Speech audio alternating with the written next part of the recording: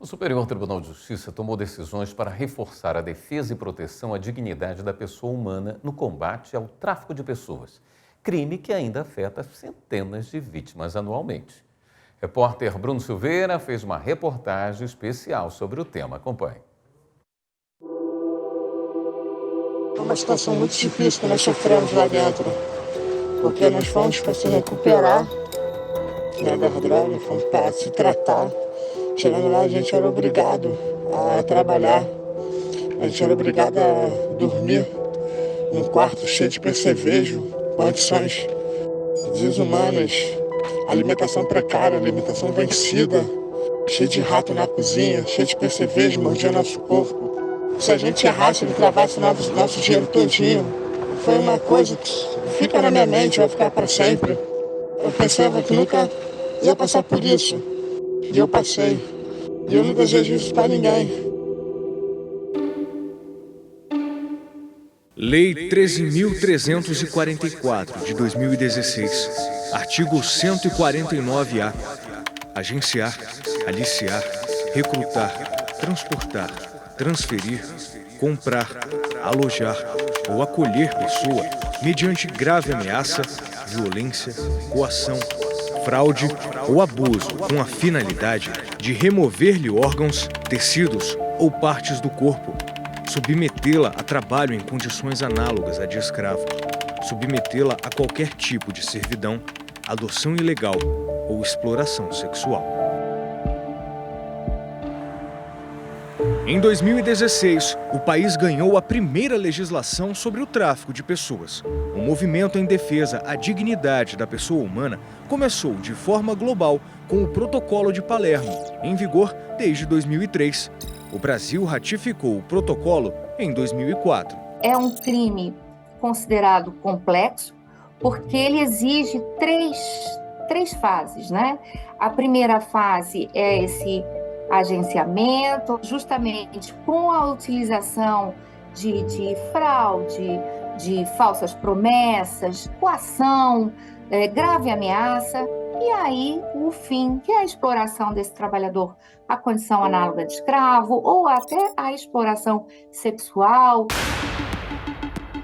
Desde 2005, o governo brasileiro contabiliza números e publica relatórios sobre o tráfico interno e internacional de pessoas, com base na coleta de dados de 12 instituições públicas, compilados pelo Ministério da Justiça. Entre as 5 classificações atuais do crime, adoção ilegal, remoção de órgãos e servidão foram incluídas pela lei de 2016.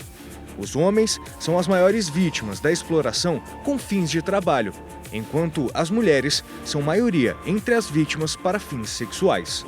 Dados dos Centros de Referência Especializados de Assistência Social no país, os CREAS, mostram que entre 2021 e 2023, quase 1.500 pessoas foram contabilizadas como possíveis vítimas das variações de tráfico, sendo 523 mulheres e 950 homens. Entre as denúncias recebidas pelo Ligue 180 e Disque 100, canais oficiais do governo federal, a maioria das vítimas de tráfico de pessoas é de mulheres e adolescentes e crianças do sexo feminino, somando 415 denúncias de um total de 537 ocorrências entre 2021 e 2023. A Polícia Federal também mantém registros dos inquéritos de tráfico de pessoas. Em 3 anos, são 94 ocorrências contabilizadas no país pela PF. No mesmo período, foram 35 operações policiais para combater a prática e desarticular quadrilhas especializadas neste tipo de crime. E com o avanço da tecnologia, desde 2021, o pós-pandemia trouxe uma nova finalidade para o tráfico de pessoas. Para fins de cometimento de delitos virtuais, sobretudo ali no Sudeste Asiático, que é uma região que despontou aí no pós-pandemia por ter havido essa migração dos negócios ilícitos também para o ambiente virtual, né, já que a pandemia impôs uma série de restrições de deslocamento e locomoção. Mas o registro de casos de tráfico de pessoas ainda encontra desafios para montar um panorama real da dimensão do crime no país. É muito comum a gente ouvir relatos de parceiros da sociedade civil de que as vítimas não querem mais falar dessa história, não querem reviver aquele sofrimento, preferem apagar aquilo e seguir em frente. O ordenamento jurídico brasileiro foi avançando ao lado da legislação. Desde 2018, por exemplo, o tráfico de pessoas foi inserido no processo judicial eletrônico pelo CNJ. Com a inclusão desses casos, é possível padronizar terminologia de classes, assuntos, movimentação e documentos, deixando mais célere a tramitação dos casos. E aqui no STJ, decisões de ministros e colegiados reforçam a proteção e a defesa à dignidade de vítimas.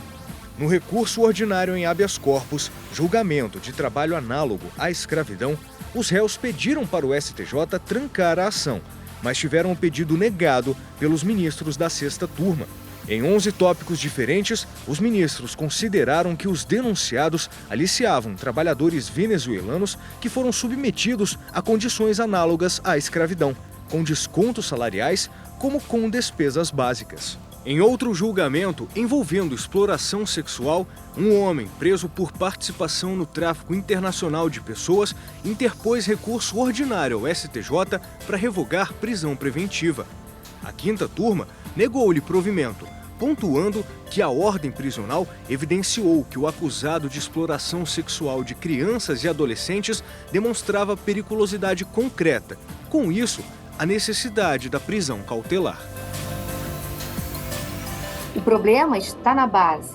O ideal seria inscrição dessas pessoas no CadÚnico, maior assistência a essas pessoas, aumento da escolarização, aumento da empregabilidade. Tudo isso são fatores sociais e econômicos que precisamos enfrentar. E assim, fica um sentimento de ter um desprezo da vida, sabe?